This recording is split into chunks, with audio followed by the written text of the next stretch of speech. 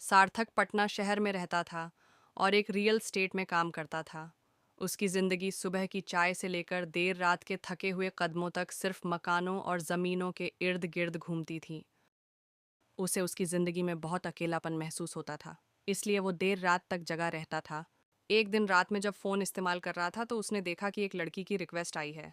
Matrimonial site से उसकी खुशी का ठिकाना ना रहा। अगले दिन संडे था। उसने लड़की को फोन लगाया। लड़की का नाम ट्विंकल था, जो छपरा में रहती थी और स्कूल टीचर थी। दोनों की बातें होने लगीं। ट्विंकल ने एक दिन उसे छपरा मिलने के लिए बुलाया। लड़के ने कहा, कोशिश करता हूँ।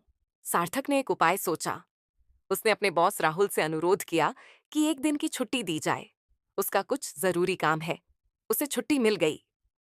उसने ट्विंकल से कहा कि वो छपरा आ रहा है। उसने अगले दिन पटना से छपरा की बस पकड़ ली। सफर थोड़ा लंबा था, इसलिए सार्थक करीब सुबह 11 बजे छपरा पहुंचता है। ट्विंकल ने गोदावरी स्वीट्स का एड्रेस दिया था। सार्थक गोदावरी स्वीट्स के पास पहुंचकर ट्विंकल का इंतजार करने लगता है। आखिर पहुंच ही गया।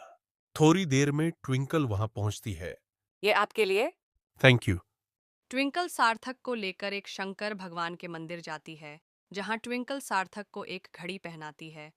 फिर ट्विंकल सार्थक को एक अंगूठी देती है और उसे कहती है कि वो इस अंगूठी को उसे पहनाए। सार्थक उसे अंगूठी पहनाता है। आज ये मेरी जिंदगी का सबसे खुशी का दिन है। कर बात करने लगते हैं। थोड़ी देर बाद ट्विंकल अपनी छोटी बहन मिकल को फोन करके उसके दोस्त के साथ मिर्ची रेस्टोरेंट आने के लिए कहती हैं। सार्थक और ट्विंकल मिर्ची रेस्टोरेंट में बैठे रहते हैं। तभी मिंकले वहां पहुंचती हैं। फिर सारे लोग बैठकर लंच करते हैं।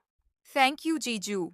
फिर शाम हो जाती है। ट्विंकल अपनी सिस्टर के साथ सार्थक को बस स्टैंड छोड़ने आती हैं।